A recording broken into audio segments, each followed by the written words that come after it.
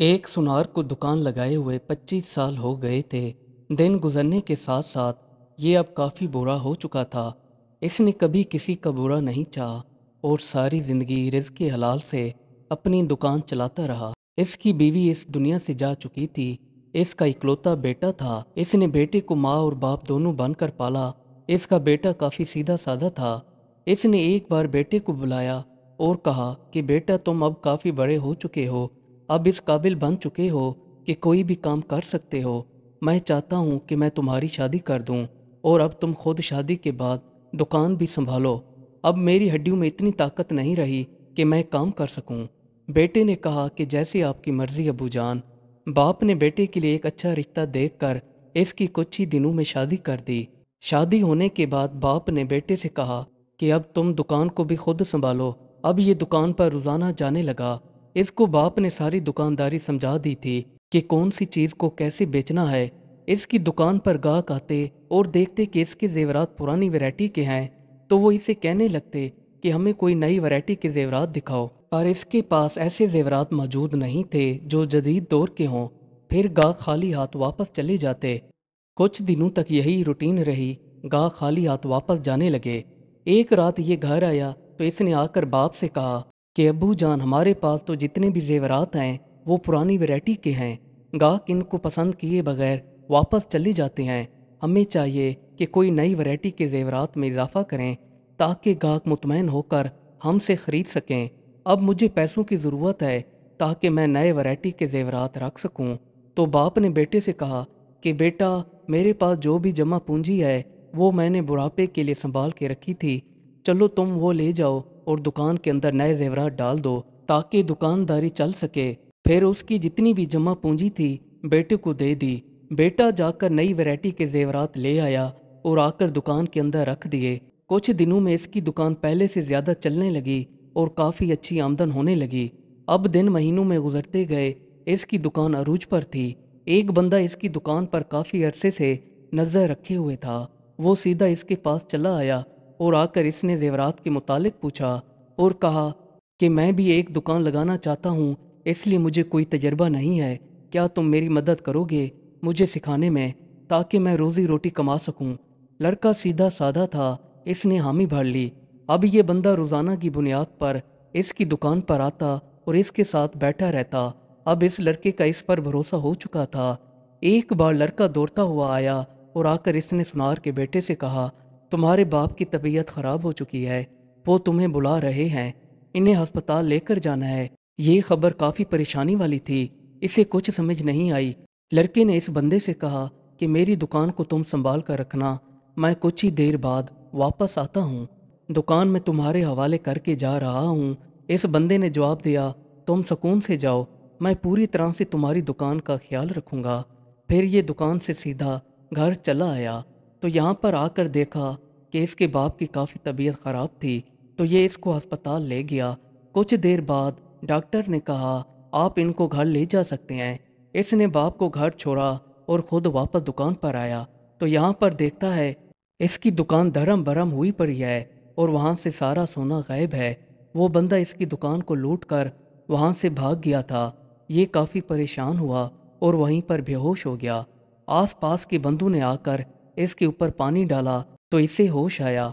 अब ये कर भी क्या सकता था, ना ही इस बंदे को जानता था और ना ही इसे उसकी कोई मालूमात थी कि कहाँ से आया था, कहाँ रहता था। अब ये दिल ही दिल में खुद को कोसने लगा कि अनजान बंदे से ताल्लुक़ रखने का यही नतीजा मिलता है। पर अब कोसने का कोई फ़ायदा नहीं था क्योंकि अब काफ़ी देर हो चुकी थी। इसने घर आकर बाप को कुछ नहीं बताया क्योंकि वो पहले से बीमार था। कुछ दिन गुजरने के बाद इसने बाप को सारा वाक़या सुनाया तो इसके बाप ने कहा कि बेटा, मैंने काफ़ी अरसे तक दुकान को संभाले रखा पर अनजान लोगों पर कभी भरोसा नहीं किया, पर तुमने तो अनजान बंदे पर भरोसा करके खुद को उजाड़ दिया। अब मेरे पास भी कुछ नहीं बचा है, मैं भी तुम्हारी मदद नहीं कर सकता। हाँ, एक काम करो, हम ये घर बेच देते हैं और किराए वाले घर पर जाकर बैठ जाते हैं।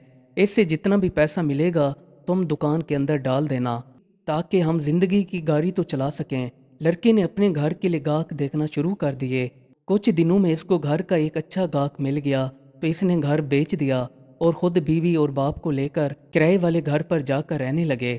اب اس نے دکان کے اندر پہلے سے زیادہ سونے کے زیورات رکھ دیے۔ دوبارہ اس کی دکان معمول کے اوپر آ گئی اور اس کی آمدن اچھی ہونے لگی۔ ایک دن یہ دکان کے اوپر بیٹھا تھا تو اس نے دیکھا کہ 3 پولیس والے ایک لڑکے کو گلے سے پکڑ کر گھسیٹتے ہوئے اپنے ساتھ لے کر جا رہے ہیں۔ اس نے لڑکے کو پہچاننے کی کوشش کی تو اسے یاد آیا کہ یہ وہی لڑکا ہے جو میری دکان کو لوٹ کر گیا تھا۔ یہ دکان سے دوڑ کر سیدھا ان کے پاس چلا آیا اور پولیس والوں سے کہنے لگا کہ اس لڑکے نے کچھ دن پہلے میری دکان سے چوری کی تھی، یہ میرے سارے کے سارے زیورات لے کر بھاگ گیا تھا، مہربانی کر کے مجھے اس سے زیورات واپس لے کر دیں۔ پولیس والے کہنے لگے کہ یہ بہت ہی خطرناک اور شاطر چور ہے، اس کو ہم نے بڑی مشکل سے پکڑا ہے، ہم نے کافی لوگوں کی اس سے چوریاں واپس کروائی ہیں، تمہاری بھی کروا دیتے ہیں۔ اچھا تم ہمیں اپنے ساتھ دکان پر لے چلو۔ یہ ان کو دکان کے اندر لے آیا۔ اب 3 پولیس والے اور ساتھ یہ چور لڑکا اس کی دکان کے اندر آ کر بیٹھ گئے۔ پولیس والوں نے تفتیش کرنا شروع کر دی۔ لڑکے سے کہا کہ تمہاری اس نے کون کون سی چیزیں چرائی تھیں، ہمیں تفصیل سے بتاؤ تاکہ اس سے وصول کرتے ہوئے ہمیں آسانی ہو۔ ایک پولیس والا کاپی پنسل نکال کر اس سے پوچھنا شروع کر دیا۔ لڑکا تفصیل سے اپنے زیورات کے متعلق بتانے لگا کہ فلاں زیورات لے کر بھاگ گیا تھا۔ کچھ دیر بعد کافی لمبی فہرست بن گئی تو ایک پولیس والے نے کہا کہ جاؤ ہمارے لیے جوس لے کر آؤ۔ لڑکا وہاں سے اٹھ کر جوس لینے کے لیے چلا گیا تو کچھ دیر بعد وہ واپس دکان پر آتا ہے تو دیکھتا ہے کہ اس کی دکان سے دوبارہ سارے کے سارے زیورات غائب ہیں۔ یہ چونک اٹھا اور سوچنے لگا کہ پولیس والے بھی بیٹھے تھے تو یہاں پر چوری کیسے ہوئی، تو یہ پھوٹ پھوٹ کر رونے لگا۔